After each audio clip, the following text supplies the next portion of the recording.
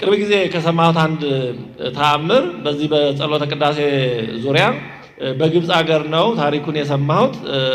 አንድ ካህን ከሆነ ከ3 ዓመት ያክል በኋላ ጉሮሮ ላይ የጉሮሮ ካንሰር እንዳለበት በምርመራ ታወቀ እና ወዲያውኑ ኦፕሬት መደረግ አለበት፣ አለዛ ያው ካንሰር አድጎም ያስከትላል ተባለ። ኦፕሬት መደረጉ ደግሞ ችግሩ ያው ጉሮሮ ላይ የድምጽ ማውጫ የድምጽ አካላት ላይ ስለሆነ ከዛ በኋላ ድምጹ ሊጠፋ ይችላል። ከዛ በኋላ መቀደስ ማገልገል ላይችል ይችላል። ስለዚህ በጣም ሲጨንቀው ካህኑ በዛው በግብጽ ሀገር ካሉ የእናቶች መነኮሳያት ገዳም ወደ አንዱ ወደ ነበረች አንዲት እናት ሄደና በትህትና ዝቅ ብሎ ችግሩን ነገራት እና ጠየቀችው። በምን ያክል ጊዜ ነው የምትቀድሰው አለችው። በሳምንት 2 ጊዜ ነው የምቀድሰው እስካሁን አላት። በቃ ካሁን በኋላ የሚቀጥለው ወር ሙሉውን አንድም ቀን ሳታስታጉል ቀድስ። ያው ሲቀድስ ይቆርባል ማለት ነው፣ የታወቀ ነው። ስለዚህ ቀድስ፣ ከዛ በኋላ ልክ ወሩ እንዳለቀ ወደ እኔ ተመለስ አለችው። አሁንም በትህትና እንዳለችው ሄዶ አንዱን ወር ሙሉ ሳያቋርጥ በተከታታይ እየቀደሰ ያው ስጋውን ደሙን እየተቀበለ ቆይቶ ተመልሶ መጣ። ከዛ እንዲመረመር አዘዘችው። ሲመረመር ካንሰሩ ሙሉ በሙሉ ጠፍቶ ምንም ሳይገኝ ነው የቀረው። ይሄን በዚህ በዛ እያልን ሰማያዊ ንጉሥ ጋብዞ እየጠበቀን እኛ ወደ ኋላ እያልን እናመነታለን። ተው አይደለም። አንዳንድ ያለ ትምህርት የሚደረግ ነገር ብዙ ጊዜ አስቸጋሪ ነው፣ ያለ መረዳት። ወጣቶች ሲቆርቡ ሲያዩ አንዳንድ እናቶቻችን ዛሬ እንኳን እግዚአብሔር ይመስገን በትምህርት ተስተካክሎ ይሆናል ብዬ ተስፋ አደርጋለሁ። ግን ቀደም ሲል እንደዚህ ነበር። አንዳንድ እናቶች ባለማወቅ ወጣቶች ሲቆርቡ ሲያዩ አቤት ደግሞ እቺ ነች የምትቆርብ ወግጅ እያሉ በመቋሚያ ሁሉ የሚያባርሩ ነበሩ። ያው ቀንተው በሚችሉት ነው መጨረሻው በገባው ልክ፣ ግን ችግር ነው። ስለዚህ መልሶ የማይገኘውን የወጣትነት ጊዜ ለእግዚአብሔር መስጠት የመጀመሪያው ሰው ማድረግ ያለበት በተቻለ መጠን ይሄ ነው በእውነቱ። ስለዚህ የበለጠ ለእግዚአብሔር ሊውል የሚገባው ጊዜ ይሄ ወጣትነት ነው እንጂ እንደ ወጣትነትን ለዲያብሎስ ለኃጢአት አሳልፎ ሰጥቶ አማራጭ ሲያጡ ነው እንደ ወደ እግዚአብሔር የሚመጣው። እግዚአብሔር መሄጃ ስናጣ የምንመጣበት የመጨረሻ ምርጫ ሊሆን አይገባው ነው። ሌላው የሚቀርበው ምክንያት 6ኛ የንስሐ አባቴ ወይ ካላገባህ ወይ ካልመነኮስክ መቁረብ አትችልም ብለውኝ የሚል ነው። ይሄም ያው ከትምህርት ጉድለት የሚመጣ ነው። አሁን እንኳን ይሄ በጣም የተስተካከለ የቀረ ይመስለኛል። እንደው በአንዳንድ ገና ብዙም ትምህርት ባልደረሰባቸው ባልጠነከረባቸው ቦታዎች ካልሆነ ያው የሆነ ጊዜ አባቶች ከመቸገራቸው የተነሳ የሚሉት ነገር ይኖራል። ግን አንዳንዴ ለሆነ ችግር ተብሎ የሚፈጠር ነገር ሲቆይ አባቶቻችን ያወረሱን እየተባለ ሲተላለፍ ነው ችግር የሚመጣው። የሆነ ሰው አንድ ቦታ በጣም ጫት የአካባቢውን ወጣት በጣም የበከለበት የመረዘበት ቦታ ነበር እና በዚህ ዙሪያ ትምህርት እንደዚህ እየተሰጠ ያለ በሆነ አስተዳደራዊ ኃላፊነት የነበረ ሰው አሁን እንዲያ ብዬ ዝርዝር አልነግራችሁም። መጣና የሆነ ነገር ሹክ አለን። ምን ነበር መሰላችሁ ያለን? ጫት የበቀለው ካሬዎስ ፈርስ ላይ ነው ብላችሁ ለዚህ ወጣት ብትነግሩት አክንትፍ ብሎ ይተው ነበር እና እንደዚህ ብላችሁ ንገሩት አለ። ከመጨነቁ የተነሳ ነው። ቅንነቱን አደነቅን። ግን ገና ለገና ደግሞ ለሆነ ነገር መፍትሄ ይሆናል ብለን የሌለ የተሳሳተ ነገር ደግሞ መናገር ተገቢ አይደለም። ያን ነገር ደግሞ ሌላ ዳታ ያመጣል እና ይሄ ወይ ካላገባ ወይ ካልመነኮስክ የሚለው ያው ወጣት ሆኖ ሳይረዱ ቢቀርቡ ፈተና ሊሆንባቸው ይችላል ከሚል ጭንቀት የተፈጠረ ሊሆን ይችላል። መቼም እንደዛ ብዬ ልገምት በበጎነት። ግን ይሄ ተገቢ አይደለም። አንድ ሰው ያግባም ይመንኩስም ስጋውና ደሙን እየተቀበለ ከክርስቶስ ሳይለይ ኖሮ በኋላ እንደ ምርጫው እንደ እግዚአብሔርም ጥሪ የእሱም ውሳኔ እሷም ውሳኔ እግዚአብሔርም ጥሪ እንግዲህ ወደሚመሩት ይሄዳል እንጂ የሆነ ጊዜ አቋርጦ ራሱን ለሰይጣን አዘጋጅቶ ቅድሚያ ሰጥቶ ቆይቶ እንደገና በኋላ ደግሞ ሰጥቶ መለመን አይነት ውስጥ መግባት የለበትም እና ይሄ ተገቢ አይደለም፣ ትክክል አይደለም። ሰው ምንጊዜም ከስጋውና ከደሙ መለየት የለበትም። እየተማረ እየተረዳ ነው እንጂ መኖር ያለበት እንደው ዝም ብሎ ቀን በመቁጠር መሆን የለበትም። በስመ አብ ወወልድ ወመንፈስ ቅዱስ አሐዱ አምላክ አሜን። አባቶቼ ካህናት፣ አይንተ እግዚአብሔር በቅዱስ ምስጢር በመላላክ የምትራዱ የምታገለግሉ ላይካነ ምስጢር ወንድሞቼ ዲያቆናት፣ በዚህ ጉባኤ ያላችሁ አባቶቼ፣ እናቶቼ፣ ወንድሞቼ፣ እህቶቼ፣ ሕፃናትም ጭምር ሁላችሁም እንዴት ዋላችሁ? እንዴት ዋላችሁ? አሜን። ከትላንት ወደ ዛሬ ያሸጋገረን የኛ የሆነ ምንም ነገር የሌለ ሲሆን ጊዜውንም ጤናውንም ሁሉንም ነገር የሰጠን በዚህ ችለት በዚህ ሰዓት በቅጥረ ቤተ ክርስቲያን ተረጋግተን እንድንቀመጥ በዝማሬ እሱን እንድናመሰግን ቃሉንም እንድንሰማ ለዚህ በአባታዊ ፈቃዱ ስለሰበሰበን ዛሬም ዘወትርም ለዘላለሙ ስሙ የተመሰገነ ይሁን አሜን። ትላንትና የነበራችሁ እንደምታስታውሱት ምስጢረ ቁርባንን በተመለከተ ጀምረን መሰረታዊ የሆኑ ነገሮችን ለማንሳት ሞክረናል። ትላንትና የተማማርነው በአጠቃላይ በምስጢረ ቁርባን የምናገኛቸውን ጸጋዎች ነው።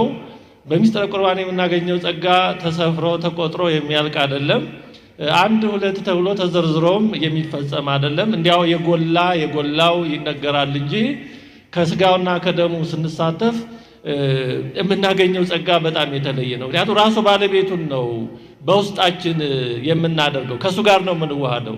ስለዚህ ከሱ ጋር ከተዋሃድን እሱ ሁሉን ስለሆነ ሁሉም የኛ ይሆናል ማለት ነው። የሚጎልብን የሚቀረን ነገር አይኖርም። የጸጋ ማልክት የሚያደርገን አማናዊ የክርስቶስ ቤተ መቅደሶች የሚያደርገን እሱ ነው። ራሱ እሱ ከኛ ጋር ይሆናል። የጸጋ ሳይሆን አፍአዊ ሳይሆን አማናዊ ተዋህዶ ነውና ተሰፍሮ ተቆጥሮ በቃላት የሚገለጽ አይደለም። ይሄ በመኖር ነው። ብዙ ነገሩ የሚታወቀው በመኖር ነው። ትላንት በተወሰነ መልኩ እንዳነሳ ነው ስጋውና ደሙን የሚቀበሉ ሰዎች የሚቆርቡ ሰዎች ሁላችንም የምንቆርብበት ጊዜ እንዲህ ካልሆነ መቼም ቆርበናል። ክርስቲያን የሆነ ሁሉ ቢያንስ ሲጠመቅ ቆርቧል። ከዛ በኋላም ደግሞ እንግዲህ በተለያየ ጊዜ እና ስጋውን ደሙን የሚቀበል ሰው ራሱ ክርስቶስ ከሱ ጋር ይሆናል። ስለዚህ ንጉስ ነው፣ ይነግሳል፣ ነግሷል። ቅዱሳን መላእክት አብረውት ይቆማሉ። ትላንት ቅዱስ ጎርጎርዮስ ነባቤ መለኮትን ሌሎችንም አባቶች አንስተናል። ስጋውን ደሙን የሚቀበል ሰው ከመላእክት ጋር ነው የሚቆመው። ሊቃነ መላእክት አብረውት ይቆማሉ። ብርሃናዊ ዘውድ ይቀዳጃል እና ይህን ሁሉ ጸጋ ነው የምናገኘው። ታዲያ ወደዚህ መቅረብ እንደሚገባን በምን ያክል ጊዜ መቅረብ እንደሚገባ የተወሰኑ ነገሮችን አንስተናል። ብንችል በየቀኑ ብንችል የሚጠበቀው በየቀኑ መቅረብ እንድንችል ነው። ያው በተለያየ ምክንያት ለብዙዎቻችን ይሄ የሚቻል ተግባራዊ በሆነ መልኩ ፕራክቲካሊ በተግባር ላይቻል ይችላል። ግን ወደዛ ነው ማደግ ያለብን። ቅዱስ ዮሐንስ አፈወርቅ በአንድ በጾም ጊዜ ባስተማረው ትምህርት ላይ ጾም ዓላማው ምን እንደሆነ ጾመን ወደ ስጋውና ደሙ ካልቀረብን መጾማችን ጥቅሙ ምንድነው እያለ ባስተማረው ትምህርት ላይ የተወሰነ ላንሳላችሁ። እንዲህ ይላል። የጾሙ ጊዜ እያለቀና ወደ ፍጻሜው እየገሰገሰ ነው። በእውነቱ ዛሬ ግማሽ ሱባኤም ደርሰናል። የእመቤታችን የንጽሕተ ንጹሐን የቅድስተ ቅዱሳን የወላዲተ አምላክ ዕለተ ጽንሰቷም ነው። ለዚህ ሁሉ ያደረሰን አምላካችን እግዚአብሔር የተመሰገነ ይሁን። እንግዲህ ጾሙ እየተጋመሰ ነው። እሱ ደግሞ ያኔ ወደ ጾሙ ፍጻሜ ላይ ነው ይሄንን የተናገረው። ስለዚህ የጾሙ ጊዜ እያለቀና ወደ ፍጻሜው እየገሰገሰ ነው። እንግዲህ እኛ ምን ሰጥቶ ካደረሰን ቀጣይ ሳምንት ያው ያልቃል ጾሙ። ስለዚህም ማለት በበለጠ ሁኔታ ራሳችንን ለቅድስና ማዘጋጀትና መስጠት ይገባናል። በውድድር ሜዳ የሚሮጡ ሯጮች ሽልማታቸውን ካጡና የማያገኙ ከሆነ መሮጣቸውና የሜዳውን ዙሪያ ደጋግመው መዞራቸው ምንም እንደማይጠቅማቸው ሁሉ እኛም የተቀደሰውን የክርስቶስን ቅዱስ ሥጋና ክቡር ደም በንጹህ ሕሊና ሆነን መቀበል የማንችል ከሆነ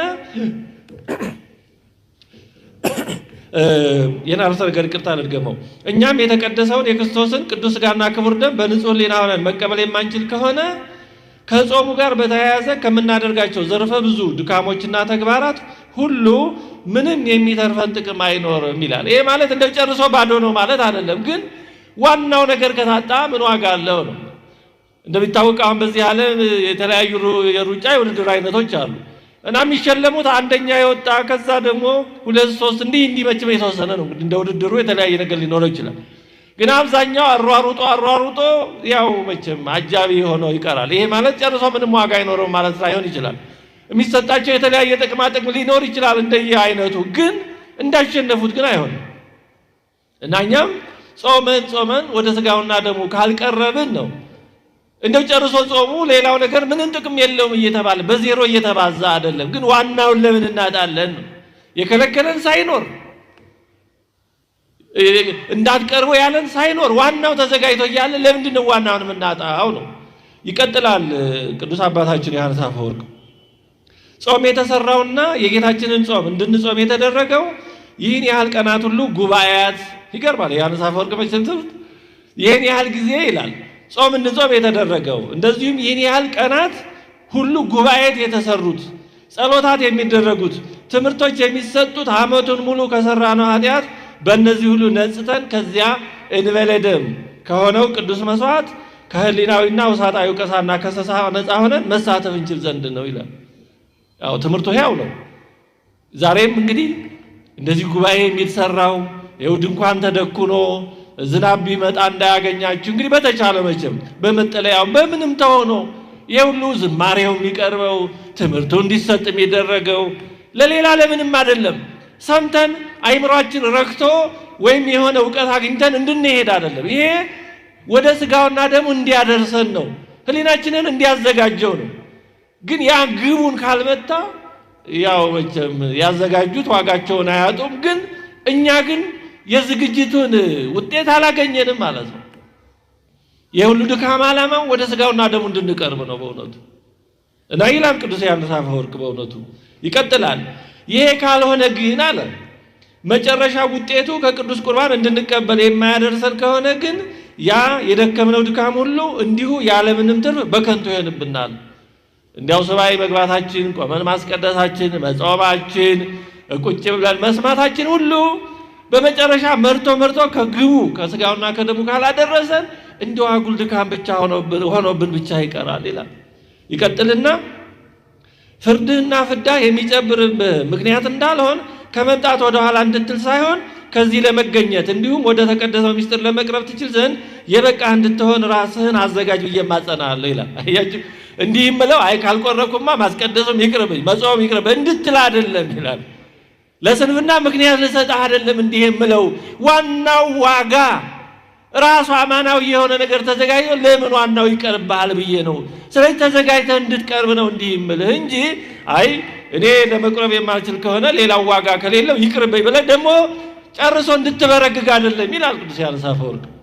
ይቀጥልና እስኪ ንገረኝ አንድ ንጉሥ እንደዚህ የሚያደርግ ሰው ቢኖር ከማዕዴ ይሳተፋል የሚል አዋጅ ቢያስተላልፍ ወደ እርሱ ማዕድ ለመቅረብ ትችል ዘንድ ማድረግ የሚቻልህን ማንኛውም ነገር ሁሉ አታደርግምን ይላል። አሁን የአንድ ሀገር ንጉሥ እንዲህ የሚያደርግ ሰው የሚቻል የሆነ ማለት ነው፣ ከባድ ያልሆነው ማንም ሰው ሊያደርገው የሚችል ነገር እንዲህ የሚያደርግ ሰው ወደ እኔ መጥቶ ከማዕዴ ይሳተፋል፣ በቤተ መንግስቴ እንዲመጣና አብሮኝ እንዲመገብ አደርገዋለሁ ቢል እንዲህ ያለውን ነገር አድርጎ እዛ ቤተ መንግስት ገብቶ ከንጉሱ ጋር በማዕድ ለመቀመጥ ማናደርገው ነገር ይኖራል ይላል።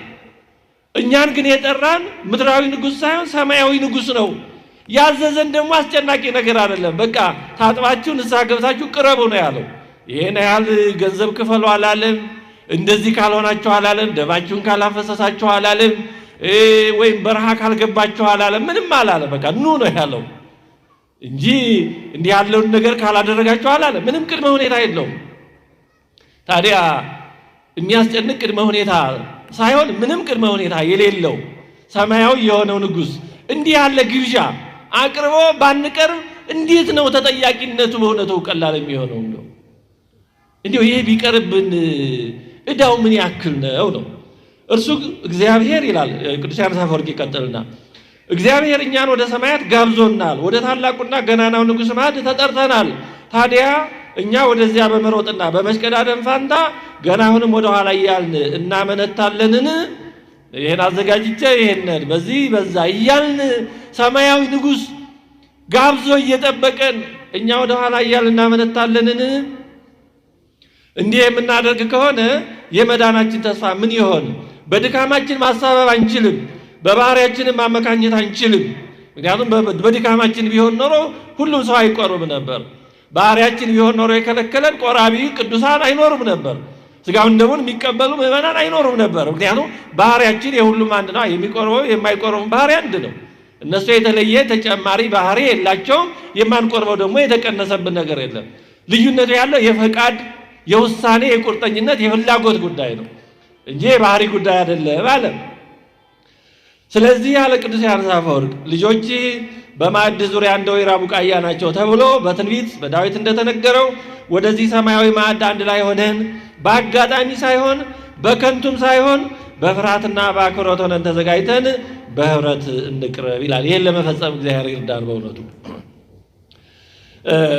ጌታችን በሰጠው የተስፋ ቃል እናምናለን። በጸሎተ ቅዳሴው በሚስጥረ ቁርባን በምንሳተፍበት በእያንዳንዱ ጊዜ በህይወታችን ውስጥ ለውጥ ይካሄዳል። ለውጡ እንደ ቁሳዊ ነገር አይታይም፣ ግን በእውነት በእያንዳንዱ ጊዜ ከቅዱስ ሥጋው ከክቡር ደሙ ስንሳተፍ ህይወታችን እየተለወጠ ነው የሚሄደው። ትላንትና እንዳነሳ ነው ሐሳባችን እየጠራ ህሊናችን እየተቃና ወደ እግዚአብሔር እየቀረብን የኃጢአትን ክፉነት ውስጣችን እየተረዳ በየጊዜው እያደግን እየጠራን ነው የምንሄደው። ትላንት ለማንሳት እንደሞከርነው ልብስ የቆሸሸ ልብስ በታጠበ መጠን የቆሸሸ ዕቃ በታጠበ መጠን እየጠራ መሄዱ አይቀርም እና ከሥጋውና ከደሙ በተቀበልን መጠን ህይወታችን እየጠራ ከክፉ ሐሳብ እየተለየን ነው የምንሄደው። ከዚህ ተለይተን ከሥጋውና ከደሙ ርቀን ግን ክፉ ሐሳብን ማሸነፍ ህይወታችን እየተቀደሰ ሊሄድ አይችልም። መድኃኒቱን ትተን በምን ይሆናል? ቅርብ ጊዜ ከሰማሁት አንድ ተአምር በዚህ በጸሎተ ቅዳሴ ዙሪያ በግብፅ ሀገር ነው ታሪኩን የሰማሁት። አንድ ካህን ከሆነ ከ3 ዓመት ያክል በኋላ ጉሮሮ ላይ የጉሮሮ ካንሰር እንዳለበት በምርመራ ታወቀ እና ወዲያውኑ ኦፕሬት መደረግ አለበት፣ አለዛ ያው ካንሰር አድጎም ያስከትለውን ያስከትላል ተባለ። ኦፕሬት መደረጉ ደግሞ ችግሩ ያው ጉሮሮ ላይ የድምጽ ማውጫ የድምጽ አካላት ላይ ስለሆነ ከዛ በኋላ ድምጹ ሊጠፋ ይችላል። ከዛ በኋላ መቀደስ ማገልገል ላይችል ይችላል። ስለዚህ በጣም ሲጨንቀው ካህኑ በዛው በግብፅ ሀገር ካሉ የእናቶች መነኮሳያት ገዳም ወደ አንዱ ወደ ነበረች አንዲት እናት ሄደና በትህትና ዝቅ ብሎ ችግሩን ነገራት እና ጠየቀችው። በምን ያክል ጊዜ ነው የምትቀድሰው አለችው። በሳምንት 2 ጊዜ ነው የምቀድሰው እስካሁን አላት። በቃ ካሁን በኋላ የሚቀጥለው ወር ሙሉውን አንድም ቀን ሳታስታጉል ቀድስ። ያው ሲቀድስ ይቆርባል ማለት ነው፣ የታወቀ ነው። ስለዚህ ቀድስ፣ ከዛ በኋላ ልክ ወሩ እንዳለቀ ወደ እኔ ተመለስ አለችው። አሁንም በትህትና እንዳለችው ሄዶ አንዱን ወር ሙሉ ሳያቋርጥ በተከታታይ እየቀደሰ ያው ሥጋውን ደሙን እየተቀበለ ቆይቶ ተመልሶ መጣ። ከዛ እንዲመረመር አዘዘችው። ሲመረመር ካንሰሩ ሙሉ በሙሉ ጠፍቶ ምንም ሳይገኝ ነው የቀረው እና ይሄ ሁኔታ ይላል ይሄን ተአምር የጻፉት አባት ይህንን በሰሙ በአጠቃላይ ካህናት ዘንድ ጸሎተ ቅዳሴው ሥጋውና ደሙ ምን ያክል በእውነቱ ትልቅ ቦታ ትልቅ ጥቅም እንዳለው ተጨባጭ የሆነ እምነታቸውን የሚጨምር ነገር ነው ያገኙት ይላል። አሁን ይሄ ማለት እንደ ሁል ጊዜ ስለቆረብን ብቻ ካንሰር ወይም ሌላ ደዌ ይፈወሳል ማለት አይደለም። ፈውስ ያው ተአምራዊ ስለሆነ ለሁሉ ላይሆን ይችላል። ግን እግዚአብሔር ፈቃዱ ከሆነ ደግሞ እንዲህ ያለ ሊያደርግ ይችላል። እናም ዘላለማዊ ሕይወት የሚሰጥ ሥጋውና ደሙ አሁን ሐኪም እንኳን ማዳን ከሚችለው ደዌ ቢያድን ምንም የሚገርምና የሚደንቅ ነገር አይደለም። በሥጋውና በደሙ በጸሎተ ቅዳሴው የሚገኘው ረድኤት በረከት ጥቅም ግን እንዲህ ነው ተብሎ የሚወሰን የሚገደብ ነገር አይደለምና ጸሎተ ቅዳሴ ሕይወታችንን የሚቀይር ኃይል መሆኑን የምንረዳው በተግባራዊ ልምምድ ነው። ፕራክቲካሊ በተግባር በመኖር ነው። ይሄ በአተታ በገለጻ ብቻ የሚታወቅ አይደለም። ሰው በሥጋው ደሙ ሲኖር ምን ያክል ጠቃሚ እንደሆነ ምን ያህል እንደሚያነጻ እንደሚቀድስ በተግባር እያወቀው ይሄዳል። አንድ ሌላም በዚህ ዙሪያ የሰማሁት 2 ጓደኛሞች ነበሩ። አንዱ ክርስቲያን ነው፣ አንደኛው ደግሞ ክርስቲያን ያልሆነ ዝም ብሎ ሌላ እምነት የሚከተል ግን ከነዛውም ጨርሶ በቃ ምንም ያው ፕራክቲካል አቲስት የሚባለው አይነት ነው እና ግን ሁለቱ ክርስቲያኑና ጓደኛው ክርስቲያን ያልሆነው በጣም ወዳጆች፣ በጣም የልብ ወዳጆች ነበሩ። በጣም ቅርብ ወዳጆች እና አንድ ቀን ክርስቲያን ያልሆነው ክርስቲያኑን እስኪ በጸሎተ ቅዳሴ አንተ እየሄድክ በምታስቀድሰው አሳትፈኛለሁ። እግዚአብሔር እንዴት እንደሚቀሰቅስ አይታወቅም እና ብቻ አብሮ አስቀደሰ እና አብሮ ሲያስቀድስ ያው እያሾፈ ምንም እያለ ግን ያንን ክርስቲያን ያልነበረውን ጓደኛ በቅዳሴው ጊዜ ግን የቅዳሴው ዜማ ውበቱ እና የጸሎቱ ሁኔታ እዛ ያለው ድባብ በጣም ገርሞታል፣ በጣም ልቡን ማርኮታል። እንደጠበቀው ወይም አስቀድሞ እንዳሰበው ለማሾፍና ዝም ብሎ ለማፌዝ ብቻ የሚችል አልሆነም። በጣም ነገሩ እየገረመው ሳይፈልግና ሳያስበው በጣም እየመሰጠው ሄደ። እንዴ ይሄ ነገር እውነትም እግዚአብሔር ይኖር ይሆን እንዴ? የእነዚህ ክርስቲያኖች ሃይማኖት እንዴ እውነትነት ይኖረው እንዴ እያለ በኋላ አንድ ጥያቄ ጠየቀ። እግዚአብሔር ሆይ አለ በሕይወቱ ይላል እንደው ታሪኩን የጻፈው ሰው እንደው እግዚአብሔርን ከልቡ ሲያናግር የመጀመሪያው ጊዜ ነው ይላል። እንግዲህ ጸሐፊው ነው ይሄን ያለው እና እግዚአብሔር ሆይ እውነት ካለህ እንደዚሁም ደግሞ እነዚህ ክርስቲያኖች የሚሉት ይሄ ሥጋውና ደሙ እውነት ከሆነ የሆነ እኔ ልረዳው የምችለው ምልክት አሳየኝ ብሎ ወደ እግዚአብሔር ጠየቀ። ወዲያው ምንም ያየው ነገር የለም። ወዲያው በሆነ ቅጽበት የተፈጠረ ነገር የለም። በኋላ ግን ያ ክርስቲያን ጓደኛው ሥጋውና ደሙን ተቀብሎ ሲመለስ ይላል እንደው ከዛ በፊት እንደው በጣም ወደዚህ ሳልሄድ በጣም የገረመው ይላል ከጸሎቱ ከዜማ ውበት ሌላ በጣም የገረመው በቁርባኑ ጊዜ ሁሉም አይነት ሰው ሀብታሙም ድሃውም ሽማግሌውም ወጣቱም ከአንድ ማዕድ መቀበላቸው ነው በጣም ያስገረመው ይላል። አሁን እኛ ይሄን ሁሌ ስለምንኖርበት ላይ ገርመን ልብ ላንለውም እንችል ይሆናል። የተወደዳችሁ እግዚአብሔር ቤተሰቦች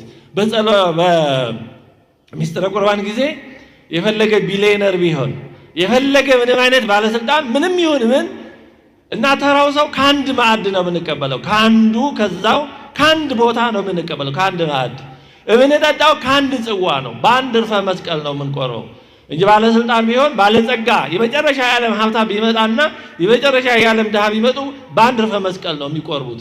ለዛኛው ሻለ ያለ ለዚህኛው አይደረግም። ከአንድ ማዕድ ነው የምንቀበለው። አሁን እኛ ስለምንኖርበት ልብ ላንለው እንችል ይሆናል። የ80 የ90 ዓመት ሽማግሌ የሚመጣ ሕፃኑም ከአንድ ማዕድ ነው የምንቀበለው። ከአንድ ጽዋ ከአንድ ጻህል ነው። ይሄ በጣም የሚገርም ነው። አንድ አድርጎ ነው አንድነታችንን ያጸናል፣ ይመሰክራል። በእውነቱ ያ ሰው ግን ይሄንን ስላልኖረበት በጣም ለመጀመሪያ ጊዜ ሲያየው በጣም ልቡን ነካው፣ በጣም ተገረመ እና የጸለየው ጸሎት አለ። እስኪ እንዲህ የሆነ ምልክት ግለጥልኝ ብሏል። እስካሁን ምንም የተገለጠለት ነገር የለም። በኋላ ግን ያ ክርስቲያን ጓደኛው ቆርቦ ሲመለስ ያ የቆረበው ክርስቲያን ጓደኛው ፊቱ በሚገርም በሚያንጸባርቅ ብርሃን ተሞልቶ እንዳለ መላ ገጽታው መላ ፊቱ ብርሃን ተከቦ አየ እና ደግሞ ይሄ ወዲያው ቅጽበታዊ አይደለም፣ ዝም ብሎ ቦግ ብሎ የሚጠፋ አይነት አይደለም። ቆርቦ ከዛ ቀስ ብሎ ተመልሶ እሱ ካለበት እስኪመጣ ድረስ የሆነ ጊዜ ያክል ቆይቷል። እውነት መሆኑን መረዳት የሚችልበት አይነት ሁኔታ ልክ እሱ በጠየቀ ሁኔታ ልቡ በሚረዳበት ሁኔታ እውነትነቱን በሚገልጥ ሁኔታ በብርሃን ተከቦ ጓደኛው አየ። ይሄ ነገር በቃ ትክክል ነው ብሎ የጠየቀውን ጥያቄ መልስ ስላገኘ ከዛ በኋላ ክርስቲያን ሆኖ ተጠምቆ በኋላ በደንብ የቤተክርስቲያን ትምህርት ተምሮ ስለ ጸሎተ ቅዳሴ ትልቅ መጽሐፍ ጽፏል። በጣም የሚገርም በጣም የረቀቀ ድንቅ መጽሐፍ ጽፏል ይሄ ሰው እና በስጋውና በደሙ መሳተፍ በጸሎተ ቅዳሴ መሳተፍ እጅግ በጣም ድንቅ ጸጋ ነው፣ ትልቅ ጸጋ ነው።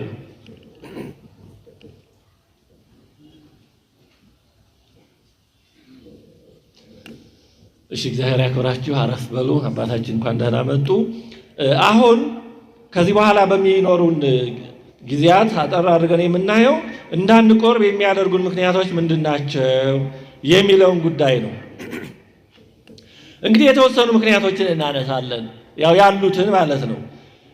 እንግዲህ ቅዳሴው ሲጀመር ቅድመ ግብዓተ መንጦላዕት ይሄ ሁሉ አይነት ጸሎቶች አሉ። እነዛን እንግዲህ የሥርዓት ቅዳሴ ትምህርት ስለሆነ ወደዛ ሳንገባ ሃሌሉያ ተብሎ እመቦ ብእሲ ምእመናን ዘቦአ ውስተ ቤተ ክርስቲያን በጊዜ ቅዳሴ ወኢሰማ መጻሕፍተ ቅዱሳተ ወኢታገሰ እስከ ይፈጽሙ ጸሎተ ቅዳሴ ወኢተመጠው ቁርባን ይስተደርን ቤተ ክርስቲያን ብሎ አብረን በዜማ እያልን ይሄን አዋጅ እናውጃለን። እና ምንድነው የምንለው? በቅዳሴ ጊዜ ወደ ቤተ ክርስቲያን የገባ ሰው ቢኖር ከምእመናን ወገን ወደ ቤተ ክርስቲያን የገባ ቅዱሳት መጻሕፍትን ሰምቶ ጸሎተ ቅዳሴው እስኪያልቅ ጠብቆ ታግሶ ከስጋውና ከደሙ የማይቀበል ሰው ቢኖር እንዲህ ያለው ሰው ከቤተ ክርስቲያን ይለይ እንላለን። ግን በራሳችን ላይ ነው የምንለው ማለት ነው። አንዳንድ ጊዜ ዜማ ማጣፈጫ መመሰጫ ነው። እንደው ቅዱስ ባስልዮስ ምን ይላል? የሰው ልቡና እንደደነደነ አይቶ እግዚአብሔር ዜማን ሰጠ ይላል። ዜማ ማለስለሻ ነው። ምክንያቱም አሁን በገጸ ንባብ የምንለው በዜማ ሲሉት ጊዜ ይሰጣል፣ ለማስታወስ፣ ለማዘከር፣ ለማጣፈጥ። እንዳሁን ደረቁን ብላ ከማለት መቼም የሆነ ማጣፈጫ ሲኖር ጣፍጦ ለስልሶ ይበላል። ዜማ ማጣፈጫ ነው፣ እንደዛ ነው። ግን አንዳንዴ ማጣፈጫው ደግሞ ምግቡን እንዳያስረሳ ማለት በዜማው ተውጠን በዜማው ብቻ እየተሸጋገረን ሐሳቡን እንዳንዘነጋው ነው። ደግሞ መቼም ሁሉ ነገር ጥንቃቄ ከጎደለው አስቸጋሪ ነው እና የምንለው ይሄንን ነው። በቅዳሴ ጊዜ ወደ ክርስቲያን የሚገባ ሰው ቅዱሳት መጻሕፍትን እንዲሰማ ነው አንዱ። ሁለተኛ ቅዳሴውን እንዲጨርስ ነው። ሶስተኛ ደግሞ ከስጋውና ከደሙ እንዲቀበል ነው። ይሄን የማያደርግ ሰው ቢኖር ከቤተ ክርስቲያን ይለይ፣ የእግዚአብሔርን ሕግ አፍርሷልና የነፍስና የሥጋ ንጉሥ በሚሆን በሰማያዊ ንጉሥ ፊት መቆምን ማቃሏልና ሐዋርያት በሲኖዶሳቸው እንዲህ እንዳስተማሩን ይላል። ስለዚህ ቅዳሴው ራሱ ሲጀምር ማንም ሰው እንዲቆርብ ነው የሚያዘው ማለት ነው። በተለይ ከፍሬ ቅዳሴ በኋላ ያለው የሚቀረው ቆራቢ ነው። ጻውኑ ዘክርስቲያን ከተባለ በኋላ ማለት ነው። እስከዛ በቀኖና በምን ያሉ በተለያየ ቆይተው ጻው ሲባል ይወጣሉ። ከዛ በኋላ የሚቀረው እንዲቆርብ ነው። ፍሬ ቅዳሴ የሚባለው ለዚህ ነው።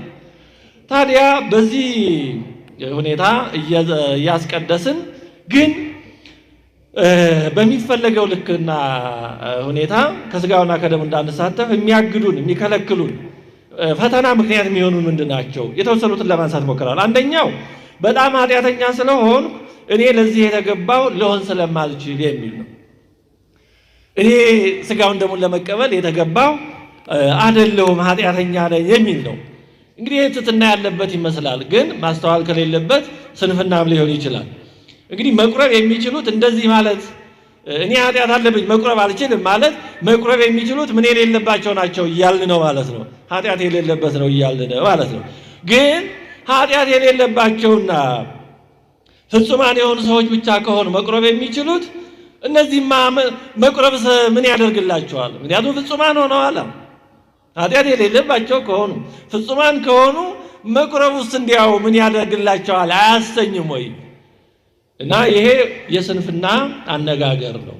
ራሱ ባለቤቱ ለስም አጠራሩ ክብር ምስጋና ይግባውና ህሙማን ያሐስስዎ ለአቃቤ ሥራይ ዋኮ ጥኦያን አለ። ባለመድኃኒትን የሚፈልጉት ምኖች ናቸው አለ። ባለመድኃኒትን የሚፈልጉት ምኖች ናቸው? ጤነኞች ናቸው አይደሉም፣ በሽተኞች ናቸው አለ። ጤነኛማ ሐኪም አያስፈልገውም። ምናልባት ዛሬ ቼክአፕ እንዲህ የምንለው አለ። ያም ቢሆን የህማም ስጋት ስላለ ነው። ስለዚህ ራሱ መድኃኒት ሆኖ የመጣው ለእኛ ለበሽተኞች ነው፣ ኃጢአተኞች ለሆን ነው ማለት ነው። ስለዚህ የምር ኃጢአተኝነታችንን የምናምን ከሆነ እንዲያውም ስጋውና ደሙ የሚያስፈልገው ለእኛ ነው። ግን ይሄ በአፍ እንዲህ እንላለን እንጂ ኃጢአተኛ ነኝ የምንለው ከልብ ስለማይሆን ነው እንጂ ከልብ ኃጢአተኛ ነኝ ካል ቁጥር አንድ ቆራቢዎች እኛ ነበር መሆን ያለብን። እንዲህ አንድ ሰው ከተራበ ምንድን ነው የሚያስፈልገው? ርቦኛል የሚል ሰው ምንድን ነው የሚያስፈልገው? ረሃብ ልሞት ነው የሚል ሰው የሚያስፈልገው ምንድን ነው? ምግብ ማራቅ ነው። ከዛ ሰው በጣም ርቦኛል ልሞት ነው ግን መብላት አልፈልግም ካለ የሰው ታሟል ማለት ነው። ጠምቶኛል በጣም ውሃ ጥም ጠምቶኛል ጉሮሮዬ ተይዟል ካለ ለዚህ ሰው የሚያስፈልገው ምንድን ነው? ስለዚህ በጣም ኃጢአተኛ ነኝ ካልን ቁጥር አንድ ለእኛ የሚያስፈልገው ቅዱስ ሥጋውና ክቡር ደሙ ነው ማለት ነው። ለእኛ ነው የሚያስፈልገው። ጸሎተ ቅዳሴ ይህን ደጋግሞ ያነሳል፣ ለኃጢአተኞች የተዘጋጀ ስለመሆኑ። ለምሳሌ አንድ ቦታ ላይ ምን ይላል?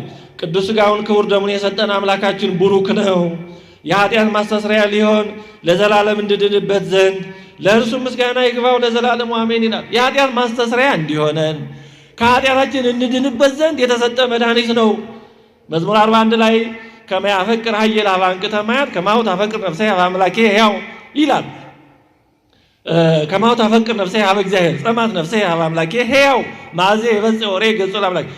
ዋላ ውሃ በተጠማ ጊዜ በምድረ በዳ በጣም ወደ ምንጭ ውሃ እስኪያገኝ ድረስ በጣም እንደሚቸኩል ነፍሱ እንደምትጨነቅ እኔም ወደ አምላኬ ለመድረስ ቸኮልኩ ጓጓ ይላል። ይህንን አንድ የቤተክርስቲያን አባት ሲተረጉምን አለ ዋላ እባብ ይበላል ይባላል። ግን እባቡን ሲበላው ያው የእባቡ መርዝ በሰውነቱ ተሰራጭቶ ያንገበግበዋል። ያን መርዙን የሚያረክስለት ውሃ ነው። ስለዚህ ውሃ በጣም ይፈልጋል። ውሃ እስኪያገኝ ድረስ ይጨነቃል።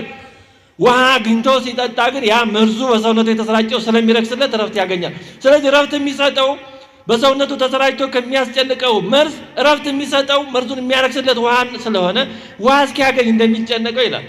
እኛም አለ ከሰኞ እስከ ዓርብ ወይም እስከ ቅዳሜ በዓለም ተሰማርተን በተለያየ ስራ ስንኖር ኃጢአት በተለያየ መንገድ እየገባ እንደ መርዝ ያስጨንቀናል አለ። በሰንበተ ክርስቲያን መተን ስጋውና ደሙን ስንቀበል ያ ወደ ውስጣችን ገብቶ የነበረው የኃጢአት መርዝ ይረክሳል፣ እረፍት እናገኛለን አለ። ስለዚህ በሰንበተ ክርስቲያን መተን ስጋውን ደሙን እስክንቀበል ድረስ ነፍሳችን እንዲህ ትቸኩላለች፣ ትጨነቃለች አለ። ስለዚህ በእውነት ኃጢአት አስጨንቆን ከሆነ ስጋውን ደሙን እስክናገኝ ድረስ ነው መቸኮል ያለብን። ስለዚህ ኃጢአተኛ ነኝ ግን አልቆርብም ማለት ይሄ ማሾፍ ነው። እውነቱን ለመናገር እንደዛ ነው፣ ቀልድ ነው፣ ከልብ አለማሰብ ነው። የምር ኃጢአተኛ የሆነ ሰው ካለ ቁጥር 1 ስጋውና ደሙ የሚያስፈልገው ለዛ ለኛ ነው። የተጠማ ማንም ቢኖር ይምጣና ይጠጣ ብሎ ጌታችን እንደተናገረው ይምጣና ይጠጣ ያለው ቅዱስ ስጋውን ክቡር ደሙን ነው። የምር ከተጠማን ኃጢአት ካስጠማን ካስጨነቀን ስጋውን ደሙን መቀበል ያለብን እኛ ነን። ራእይ ምዕራፍ 7 ቁጥር 13-14 ላይ ልብሳቸውን አጥበው በበጉ ደም አነጹ ይላል። ስለዚህ በኃጢአት የቆሸሸ ሰውነት ልብስ የተባለ ሰውነታችን ነው የሚነጻው በበጉ ደም ነው፣ በሌላ በምንም አይነጻም። በኃጢአት የሚቆሽሸው ይሄ ሰውነታችን በሌላ አይነጻም። ንስሐ መዘጋጃ ነው፣ ሌላ ሁሉ መዘጋጃ ነው፣ አስፈላጊ ነው። ግን ያ ኃጢአት ተለጥፎ ወይንም ወደ ውስጥ ገብቶ ተዋህዶ የበከለው እኛነታችን የሚጠራው የሚነጻው የሚቀደሰው ንጹህ የሚሆነው በስጋውና በደሙ ነው። ስለዚህ ኃጢአተኛ ነኝ የምንል ከሆነ በእውነት የተዘጋጀው ለኛ ነው በእውነት። ስለዚህ ኃጢአተኛ ነኝ የሚለውን እንደው ለአፍ ያክል እንዲያው ከስጋውና ደሙ ለመራቅ ያክል ለግብር ይውጣ ሳይሆን ከምር ኃጢአተኝነታችንን ካመንን ከሁሉ አስቀድሞ ስጋውና ደሙ የሚያስፈልገው ለኛ ነው። እውነት አንዳንደኛ እኮ ግን የምንገርምም ነገር አለን በእውነቱ። እኛ በሽተኞቹ እያለን ህፃናትን ነው የምናቆርበው። ያው እነሱ በራሳቸው ማዘዝ ስለማይችሉ ይሆናል። እነሱም በራሳቸው ማዘዝ ሲችሉ ሲያድጉ እንደኛ ይተውታል። አያችሁ? ምክንያቱም እኛ ካደግን በኋላ ወላጆች ስንቆርብ ካላዩ ህፃናትም ሲያድጉ የሚኮነው እንደዛ ነው ይመስላቸው። የማትቆርበው ወላጆች ዝም ብሎ ልጅን ማቅረብ ብቻ በተግባር መጥፎ ትምህርት ነው እያስተማራቸዋቸው ያሉ። ምክንያቱም ዛሬ እነሱ ማዘዝ ስለማይችሉ ታስቆርቧቸዋላችሁ። ሲያድጉ ግን እናንተ ስታድጉ ስለማትቆርቡ እነሱም አይቆርቡ እና የምር መድኃኒቱ የሚያስፈልገን በምር የታመምነው እኛ እያለን ጤነኞቹን ህፃናትን ቁረቡ እንላለን። ጥሩ ነው ህፃናትን ቢቆርቡ፣ ግን ማን ነው ኢመርጀንሲ ላለ ነው ቅድሚያ የሚሰጠው ወይስ ጊዜ ለሚሰጥ በሽተኛ፣ በቀጠሮ ለሚደርስ በሽተኛ ደሙ የሚፈስ ህይወቱ አደጋ ላይ ያለው እያለ የለም ይሄ ይቆይ ሌላው ጤነኛው ቀስ ብሎ የሚደርሰው እሱ ቅድሚያ ይሰጠው እኮ ነው እያልን ያለ ነው። እና የምናደርገው ነገር በእውነቱ ግራ ይገባል። እንዲያው እሱ መቼም ያው ድካማችንን ስለሚያውቅ እሱ እንደሚያደርግ ያድርገን እንጂ የምናደርገው ነገር በእውነቱ በጣም አስቸጋሪ ነው። ከልብ ካዩት በራሳችን ላይ የማፌዝ የመቀለድም አይነት ነገር ያለው ነው የሚመስለው በእውነቱ። ሌላው ሁለተኛ አልበቃሁም የሚል ነው። ከኃጢአተኛ ነኝ ጋር የተገናኘ ነው። ግን ይሄኛው ደግሞ ትንሽ እንደዛኛው እኔ በጣም ኃጢአተኛ ነኝ ባይልም ግን አልበቃሁም እኔ መች በቅቼ ይላል። ስጋውን ደሙን ለመቀበል እኔ በየት በኩል ኧረ ይላል። እና እንዲህ ያሉ ትትና የሚመስሉ ነገሮች አሉ፣ ግን ውስጣቸው ስንፍና ከዛም ያለፈ የሆኑ ነገሮች አሉ። መቁረብ የሚችሉት የበቁት ናቸው ወይ ቢባል አይደለም ነው። ምክንያቱም ማንም በቅቶ መቁረብ አይችልም። የተወደዳቸው እግዚአብሔር ሰዎች እንኳን እኛ ሰዎች ስጋ የለበስን ይቅርና መላእክትም እንኳን ስጋውና ደግሞ ለነሱ የተሰጠ ጸጋ አይደለም እንጂ እንደው መቁረብ ይቁረቡ ቢባል በቅተው መቁረብ አይችሉም።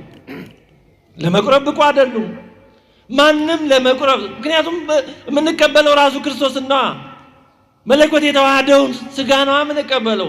ታዲያ አምላክን ለመቀበል ማን ብቁ ይሆናል? ማንም ብቁ ሊሆን አይችልም። የመላእክትን ያክል ንጽህና ቢኖረን የዮሐንስ መጥምቅን ያክል ንጽህና ቢኖረን 30 ዓመት በምድረ በዳ ብቻውን የኖረ 1000 ዓመት በበረሃ ብቻችንን ስንጋደል ብንኖር አንድ ቀን ለመቁረብ አንችልም። 7 ዓመት ያለ እረፍት የተጋደለ ቅዱስ ጊዮርጊስ አንድ ቀን ለመቁረብ አይችልም። በራሱ ተጋድሎ ብቻ ማንም ሰው በቅቶ ሊቆርብ አይችልም። ህፃናት የሚቆርቡት በቅተው አይደለም። 70-80 ዓመት የሆናቸው አረጋውያን የሚቆርቡት በቅተው አይደለም። አንዳንድ ያለ ትምህርት የሚደረግ ነገር ብዙ ጊዜ አስቸጋሪ ነው፣ ያለ መረዳት። ወጣቶች ሲቆርቡ ሲያዩ አንዳንድ እናቶቻችን ዛሬ እንኳን እግዚአብሔር ይመስገን በትምህርት ተስተካክሎ ይሆናል ብዬ ተስፋ አደርጋለሁ። ግን ቀደም ሲል እንደዚህ ነበር። አንዳንድ እናቶች ባለማወቅ ወጣቶች ሲቆርቡ አቤት ደግሞ እቺ ነች የምትቆርብ ወግጅ እያሉ በመቋሚያ ሁሉ የሚያባርሩ ነበሩ። ያው ቀንተው በሚችሉት ነው መቼም ሰው በገባው ልክ። ግን ችግር ነው። ሕፃናት የሚቆርቡት በቅተው ነው ማለት ነው። እነማሆይ እናቶቻችን አባቶቻችን 70-80 ዓመት የሆናችሁ እናንተ የምትቆርቡት በቅታችሁ ነው። ወጣቱ ያልበቃ እናንተ የበቃችሁ። እንዴ ከባዱ ክህደትና ድፍረት ይሄ ነው። ሰው 90-100 ዓመት ቢሆነው በቅቶ አይቆርብም። መቼም ቢሆን ሰው በቅቶ አይቆርብም። መቼም ድጋሜም ቢወለድ በቅቶ አይቆርብም። የምንቆርበው በቸርነቱ ብቻ ነው። መድኃኒት አድርጎ ስለሰጠን እሱ ቸር ስለሆነ ሰጠን። ንቅረብ ለመድኃኒተ ሕይወት ወቅድሳተ በጥበብ እግዚአብሔር ንንሳ ዘውተ በለነ ጸጋ ቅዳሴ ጊዜ ላይ እንዳለው ጸጋ ሆኖ የተሰጠንን መድኃኒት ሆኖ የተሰጠንን ስጋውና ደሙን በጥበብ እግዚአብሔርን በመፍራት ጥበብ ሆነን እንቅረብ ነው። አዎ እኔ መቼም ቢሆን የበቃው አንተን ለመቀበል የሚችል አይደለሁም፣ ይታውቀዋለህ። ግን ደግሞ አንተ ስጋዬን ብሉ ደሜን ጠጡ ብለሃል። አንተ ራስን ሰጥተሃል። ኑ ብሉ ይልጠጡ ይብለሃል በቸርነትህ። ስለዚህ እኔ መቼም ልበቃ እንደማልችል አውቃለሁ። መቼም የሚገባኝ እንዳልሆነ አውቃለሁ። ግን ደግሞ በሽተኛነቴን አምናለሁ። አንተ ደግሞ መድኃኒት ነህ።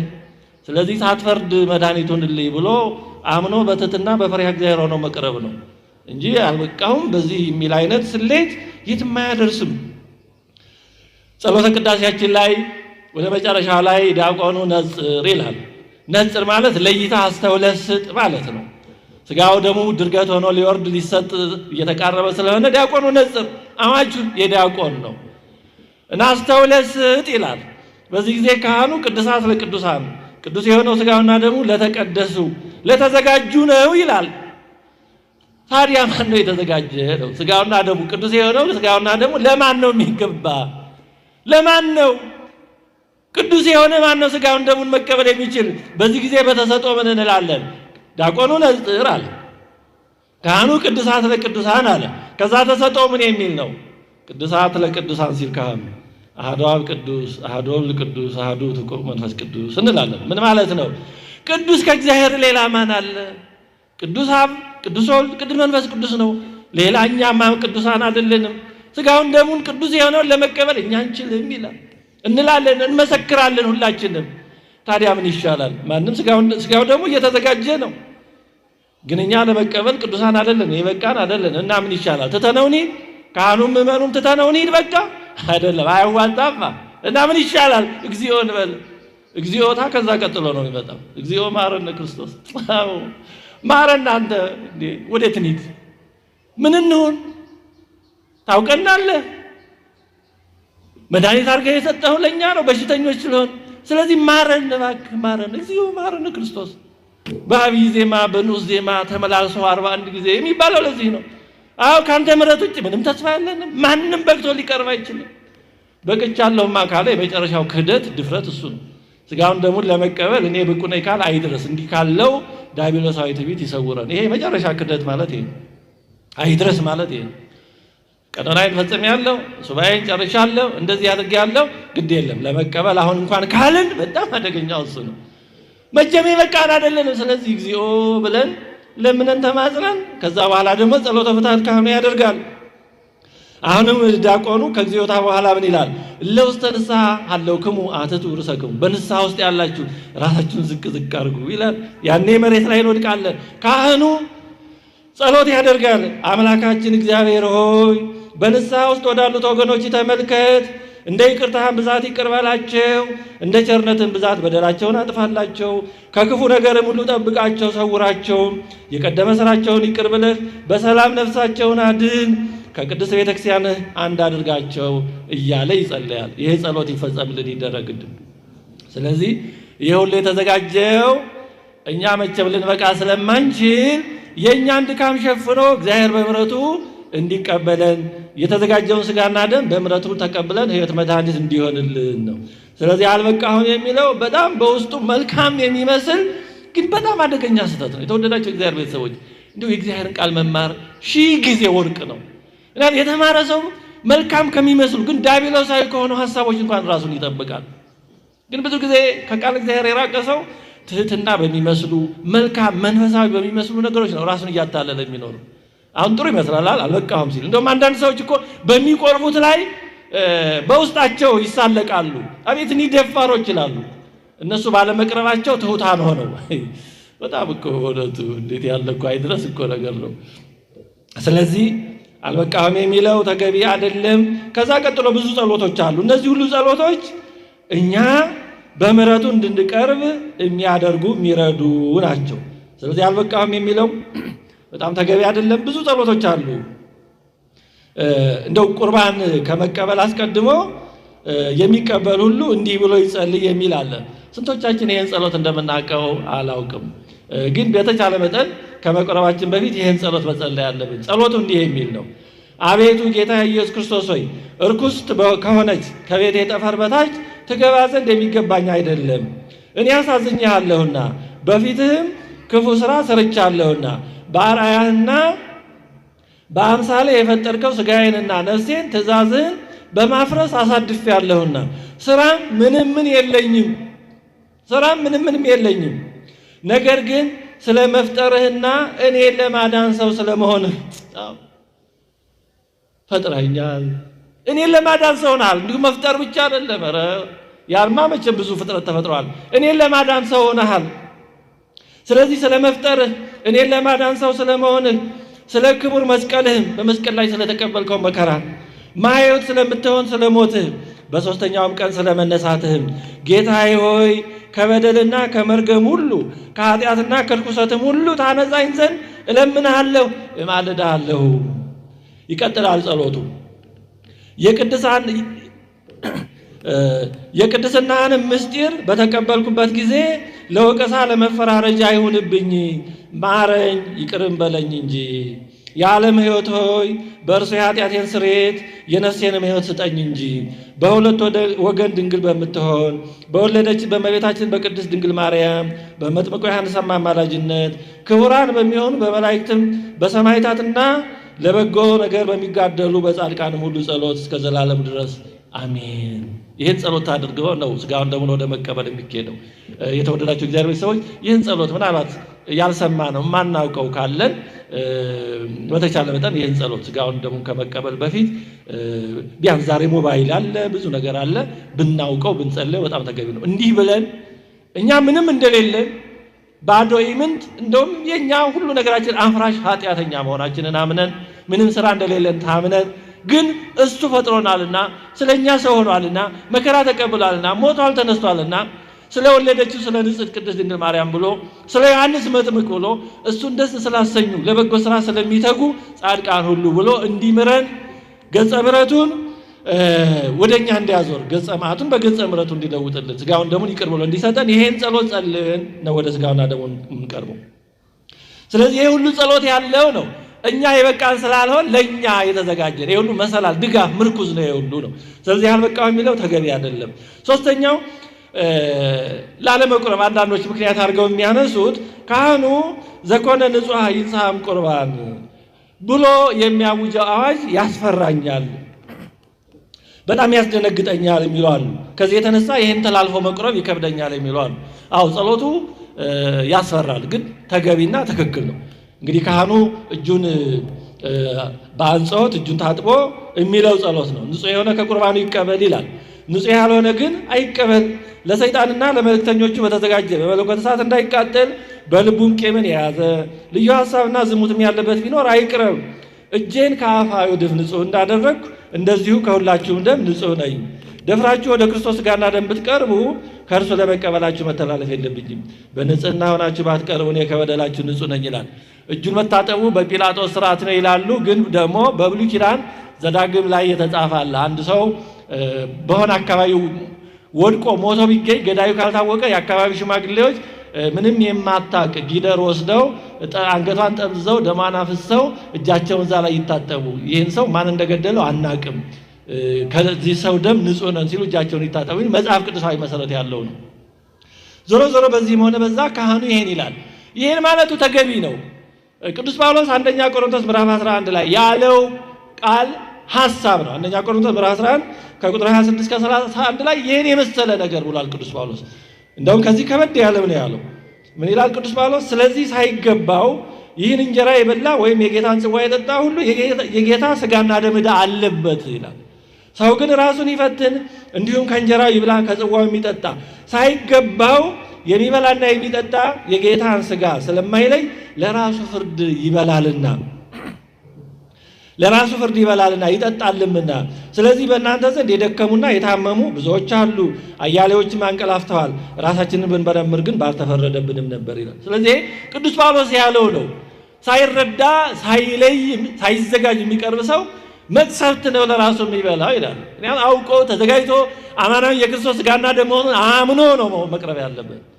ተዘጋጅቶ በቅቶ አይደለም፣ ማንም ሊበቃ አይችልም። ግን ቢያንስ ተዘጋጅቶ እየፈራ እየተንቀጠቀጠ መድኃኒት ነህ፣ ማየ ሕይወት ነህ፣ ግን ደግሞ እሳተ መለኮትም ነው፣ ግን ሕይወት ነህ፣ ሕይወት ሁንልኝ እያለ ነው መቅረብ ያለበት እንጂ በድፍረት ምን ችግር አለው እኔ ከነገሌ አንሳለሁ እገሌት እንኳን ስትቆርብ እገሌ እንኳን ሲቆርብ እያለ እንዳይቀርብ ነው፣ ማስጠንቀቂያ ነው። የተወደዳቸው እግዚአብሔር ቤተሰቦች ሁልጊዜ የቤተክርስቲያን ስርዓት ከፍና ጠበቅ ከበድ ያለ ነው። እንዲህ ቢሆን ነው የሚጠቅመን እንጂ በጣም ዝቅ አድርገን ሰርተን ይሄው ደረስኩበት ችዬዋለሁ ብንል ምን ጥቅም አለው? ውድድሩ እኮ ከኛ አቅም ጋር አይደለም። ከፍ ብሎ ተሰርቶ አሁን ማድረግ ያለብኝ እንዲህ ነበረ፣ መሆን የሚጠበቅብኝ እንዲህ ነበር፣ ግን እኔ አልሆንኩም፣ ጭራሽ ከዛ አልደረስኩም ብለን በትትና ባዶነታችንን አውቀን ብንቀርብ አይሻልም? እንጂ በትዕቢት አዎ ይሄ ነው የታዘዘው ምንም ለዚህ እንኳን አላንስም ብለን ምንቀር ምን ይጠቅመናል? ስለዚህ ካህኑ ይሄን ማለቱ ተገቢ ነው። እንደው አንዳንድ ለማሻሻል ለማለዘብ ይሞክሩ አሉ። መቼም ሰው እንደተረዳው ያደርግ፣ ዝም ብሎ ሁሉን መንቀፍም እንደዛ አይቻልም። ግን በጣም ተገቢ የሆነ ጸሎት ነው። እየተሳቀቅን ነው መቅረብ ያለብን። እየተሳቀቅን እኛነታችንን ስናየው እንኳን ወደ ክርስቶስ ሥጋና ደም ወደ ቤተክርስቲያንስ በእውነቱ መግባት ይገባናል። ይህን እያሰብን ነው መቅረብ ያለብን። ግን እንዲህ ብለን ግን አንቀርም። አብርሃም እኔ አመድና ትቢያ ነኝ እያለ ግን እግዚአብሔርን እያስተናገደን፣ ቅዱስ ጳውሎስ እኔ ጭንጋፍ ነኝ ሐዋርያ ተብዬ ልጠራ አይገባኝም እያለ ግን ስለ ቤተክርስቲያን እየደከመ ነው፣ መልእክት እየላከ እያስተማረ ነው። እና እንዲህ ያለ ነው መሆን ያለበት። ስለዚህ ይሄ ካህኑ እንዲህ የሚለው ያስፈራኛል፣ ንጹሕ የሆነ ይቀበል ብለዋል፣ እኔ ንጹሕ አይደለሁም ብሎ መቅረት ተገቢ አይደለም ነው፣ መረዳት ይገባል። አለዛ እንደ እናቴ መቀነት ምንድን ነው እንደሚባለው ላለመምጣት ምክንያት መፈለግ ነው የሚመስለው። ወይም ደግሞ ቆብ እኔ ምን አልበልሽ እንጂ አንቺ አለች እንደሚባለው አይነት ነው የሚሆነው። ላለመቅረብ ወደ ሥጋውና ደሙ ላለመቅረብ የሆነ ሰበብ ፍለጋ ነው የሚመስለው። እንዲሁ እግዚአብሔር አይታለልም። በእውነቱ እግዚአብሔርን የምናታልለው ወይ ጥሩ ምክንያት ስላገኘን እግዚአብሔር በዛ የሚሸነፍ እንዳይመስለን። እግዚአብሔር የሚያሸንፈው ፍቅር ብቻ ነው። እግዚአብሔር የሚያሸንፈው ቅንነት ነው። በእውነቱ በቅንነት የሚደረግ ነገር በእግዚአብሔር ዘንድ የቀና ነው። ግን በዚህ በአረፍተ ነገር በቃላት ጥምዘዛ የትም መድረስ አንችልም። አራተኛው በኃጢአት ለወድቅ እችላለሁና ልቆይ የሚል ነው።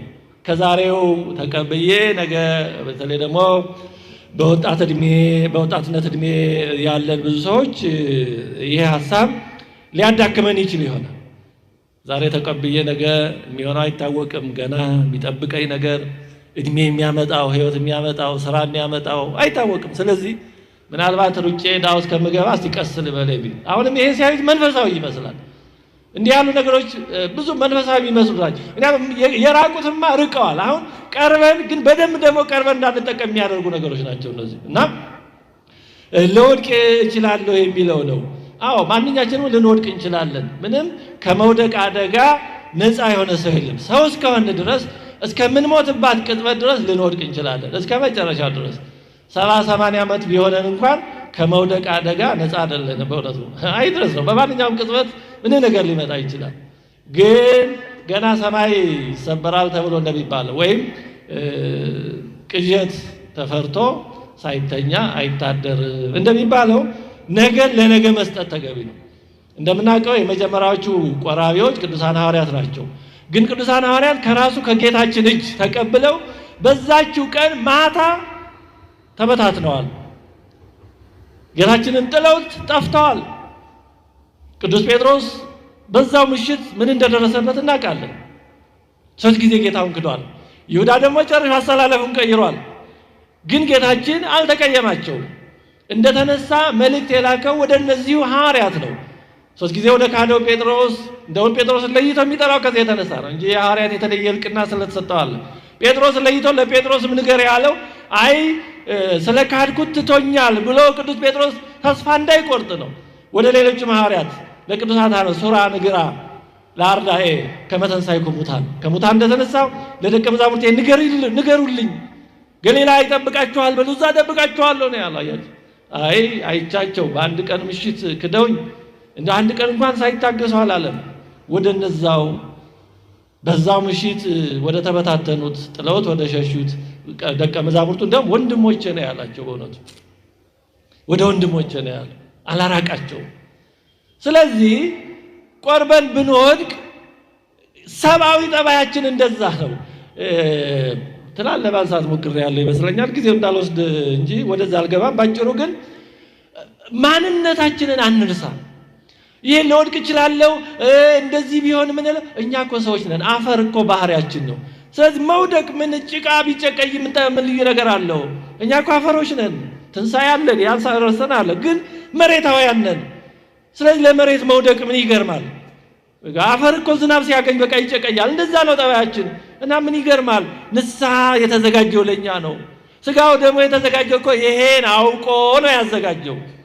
ስለዚህ ገና ለወድቅ ልሰበር ይችላል ብለን ዛሬ ለምን መድኃኒት ይቀርብናል? ነገ መልሶ ሊርበኝ ብሎ ዛሬ የማይበላ ሰው አለ? አሁን ዛሬ ራት በልተን ነገ አያስፈልገንም? ታዲያ ነገ መራቤ ላይ ቀር ዛሬ ይቅርብኝ የሚል ሰው አለ? ረዲያ ይሆድ አሁን በበላ ነገ መልሶ ይርበኛል፣ ምን አደከመኝ፣ ነገ አንድ ላይ ወደ በላዋለሁ የሚል ሰው አለ? እና ታዲያ ለስጋውና ለደሙ ሲሆን ለምንድን ነው እንዲህ የምንለው? አያችሁ፣ የምር ብዙ ነገሮቻችን በደም ስናያቸው ማሾህ ይመስላሉ የምለው በእውነት ነው። ከልብ የማዘን አይነት የማሰብ ነገሮች አሉ። እንዲያው ዝም ብሎ የማስቀር የመከላከያ የማራቂያ ነው የሚመስሉት። ስለዚህ ነገን ለባለቤቱ ሰጥተን ዛሬ እንቁረብ፣ ነገ ደግሞ እግዚአብሔር ያውቃል። ነቢዩ ሚክያስ ምን አለ? ሚክያስ 7:8 ላይ ጠላቴ ሆይ በወድቅ እነሳለሁና በጨለማም ብቀመጥ እግዚአብሔር ብርሃን ይሆንልኛልና በእኔ ላይ ደስ አይበልሻል። በወድቅ ምን ሆናለሁ አለ? እነሳለሁ። ግን በተገላቢጦሹ በወድቅ ምን ሆናለሁ እያለ ነው። በዛው እቀራለሁ። እንዲህ ይባል ለሰይጣን መንገድ አትስጡት እኮ የተባለው ለዚህ ነው። ስለዚህ ጋውና ደሙን አለመቀበል ለሰይጣን ቅድሚያውን መስጠት ነው። ይኸው እየጠበቅኩ ነው ሰይጣን ና እኮ እያል እየጋበዝ ነው እኮ ነው። ይኸው ተዘጋጅቼ የምጠብቀው አንተን ነው። ድቀት ነው የምጠብቀው። እንዲህ ሰው ሞት ይመኛል፣ ሰው ድቀት ይመኛል፣ ሰው መነሳትን ጽድቅን እንዲሁ ባንችለው ባናደርገው እንኳን በጎ መመኘት እያለ ሰው መጥፎ እንዴት ይመኛል በራሱ ላይ? የእውነት የጤና እኮ አይደለም። ስለዚህ ነገ እግዚአብሔር ያውቃል። እንዴ ንስሐ የተዘጋጀው ለኛ አይደል እንዴ? ታዲያ መድኃኒት እያለ ለምንድን ነው?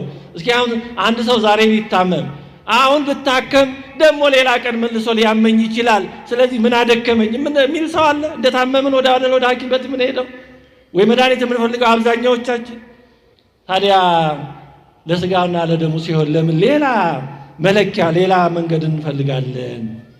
ስለዚህ ነገ ለራሱ ያስባልና ለነገ አትጨነቁ የተባለው እንዲህ ስለሆነ ነገን የሚያቀስቱ ስላለ ዛሬን እንቀበል።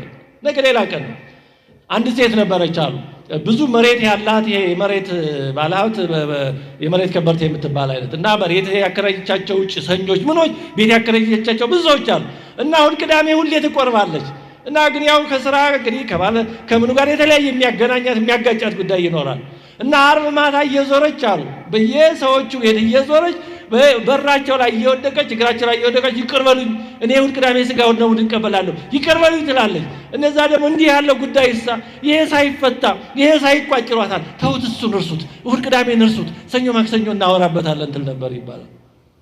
እንደዚህ መሆን ያስፈልጋል። በቃ ያልተቋጨ ጉዳይ ካለ በቃ እናገኘዋለን እሱ እንዴ እሱ እስኪቋጭኛ ቀድመን የተቋጨን ስደው ከክርስቶስ ጋር ተለያይተን እንቅር እንዴ። ስለዚህ እንደዚህ ማሰብ ያስፈልጋል። መቼስ ችግሩን ካሰቡት እኮ ምንም አይነት ነገር ስራ መስራት አይቻልም። ሰው ፍቺን ካሰበ እኮ ማግባትም ላይኖር ነው። አይ ምን ዋጋ አለው እያሉ የተፋቱ አንዳንዶችን እያዩ ካቀሩ ያው መጋባትም አይኖርም፣ ምንም ነገር አይኖርም። የሰው ልጅ ሲወለድ መቼም እንዲያድግ ነው የሚጠበቀው።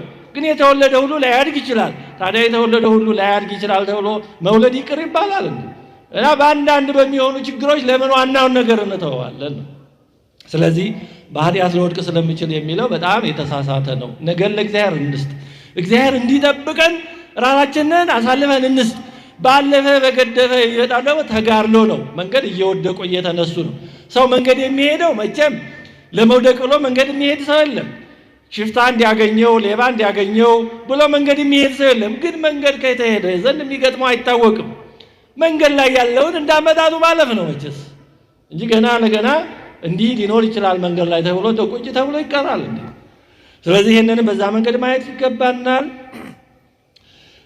አምስተኛው ወጣት አይቆርብም ስለሚባል ነው የሚሉ አሉ። ይሄ ያው ከትምህርት ጉድለት ነው።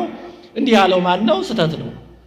ወጣት አይቆርብም እንደዚህ የሚሉ አንዳንድ አባቶችን አሉ በማለት ከስጋውና ከደሙ የሚርቁ ይኖራሉ። ይሄ ስተት ነው፣ ምንም ጥያቄ የለውም። ወጣት ሽማግሌ ተብሎ አይለይም። እንደውም ይልቁንም ስጋውና ደሙ የሚያስፈልገው ለወጣቶች ነው። ምክንያቱም በተጋድሎ ላይ ተጋድሎ የሚጸናው በተጋድሎ እድሜ ላይ ያሉ ወጣቶች ናቸው። ቅድም እንዳነሳ ነው የበለጠ ትጥቅ የበለጠ ዝግጅት የሚያስፈልገው መቼም ጦር ሜዳ ግንባር ያለ ወታደር ይመስለኛል እንጂ ከጦርነት ርቆ ከግንባር በጣም ርቆ ያለ ወታደር አይመስለኝም ብዙ ትጥቅም ዝግጅትም የሚያስፈልገው። ስለዚህ ወጣትነት የተጋድሎ እድሜ ስለሆነ የበለጠ ስጋውና ደሙ የሚያስፈልገው በወጣትነት ጊዜ ነው። የድካም ጊዜ ሳይመጣ ደስ ያሰኙ የምትላቸው ጊዜ ሳይመጡ በጉብዝና ወራት ፈጣሪን አስብ የተባለው ለዚህ ነው። የበለጠ እግዚአብሔርን ማገልገል የሚቻለው በወጣትነት ነው። እውነቱን ለመናገር በዚህ ዓለም ተመልሶ የማይመጣ ነገር ቢኖር በወጣትነት ጊዜ እግዚአብሔርን ማገልገል ነው። እግዚአብሔር በየትኛውም ሰዓት ብንመጣ ይቀበላል። ሸምግለን በ70 በ80 ብንመጣ ይቀበላል። ምንም በ11 ሰዓት የመጡትን ተቀብሏል። ግን በሽምግልና ብንመጣ ግን መልሰን የማናገኘው ነገር አለ። እሱ ምንድነው? ወጣትነታችንን ለእግዚአብሔር መስጠትን ግን መልሰን ማግኘት አንችልም። ያን በኋላ ንስሐ ብንገባ ንስሐ መልሶ ወጣት ጎልማሳ ያደርገን። በቃ እድሜ ከሄደ ሄዷል፣ እኔ ከተቃጠለ ተቃጥሏል። ስለዚህ መልሶ የማይገኘውን የወጣትነት ጊዜ ለእግዚአብሔር መስጠት የመጀመሪያው ሰው ማድረግ ያለበት በተቻለ መጠን ይሄን ነው በእውነቱ።